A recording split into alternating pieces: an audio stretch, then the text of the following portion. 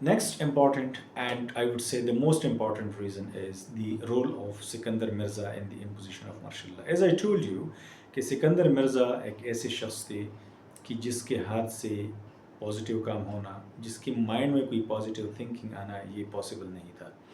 سو وہ ہمیشہ کانسپریسیز میں مصروف تھا، وہ ہمیشہ کے لیے نگیٹیو تھاٹس میں مصروف تھا.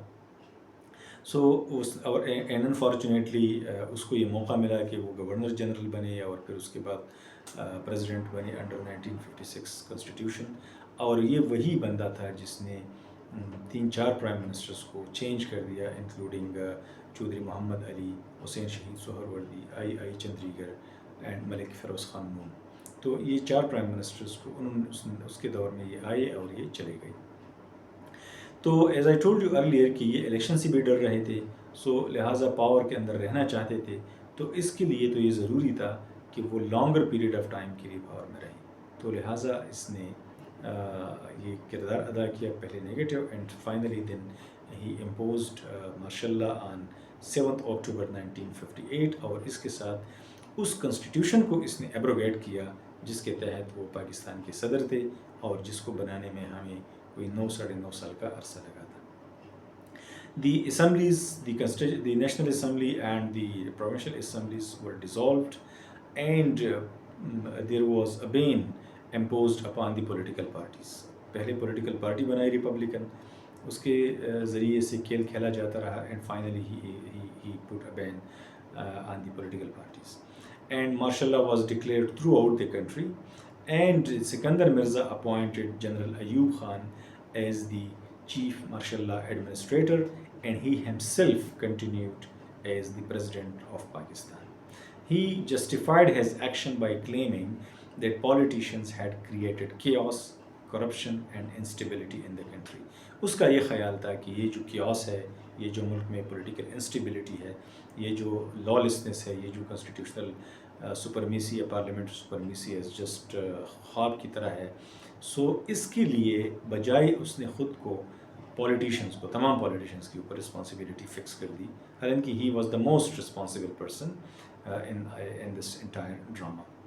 لیکن اس کا یہ خیال تھا کہ politicians are incompetent and incapable, so they are unable to rule the country. So اس لیے ضروری ہے کہ ان کو ختم کر کے یہ حکومت پہ ایک جابرانہ قبضہ کر لیا جائے. اور اسی طرح اس نے 7 اکتوبر 1958 کو مارشل لا امپوز کر دیا. مارشل لا کا مطلب کیا ہے؟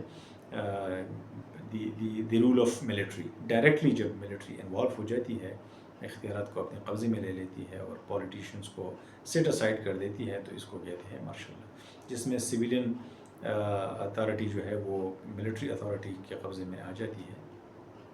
سو کنسٹیٹیوشن اس میں نہیں ہوتا، ابالش کیا جاتا ہے.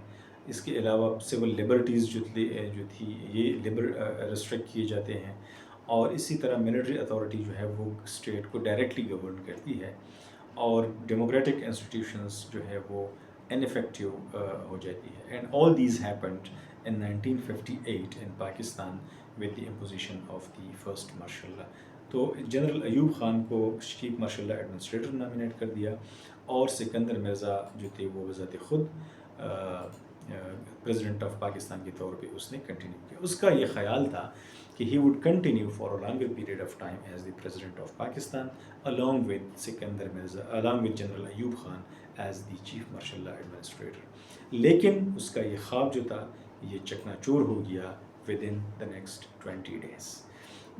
27 اکتوبر 1958 کو جنرل ایوب خان نے اپنے کچھ ملٹری جنرلز کو بھیجا پریزیڈنٹ ہاؤس، اور انہوں نے رات کی تاریکی میں سکندر مرزا سے ایک پہلے سے ٹائپ شدہ ریزگنیشن کے اوپر دستخط لے لیا، اور اسی طرح اس کو ملک سے باہر پہنچا دیا. سو اس کا جو خیال تھا انیشلی کہ وہ پاور کو انجوائے کرتے رہیں گے for a longer period of time, تو وہ پاور اس کو کنٹینیو نہیں کر سکے.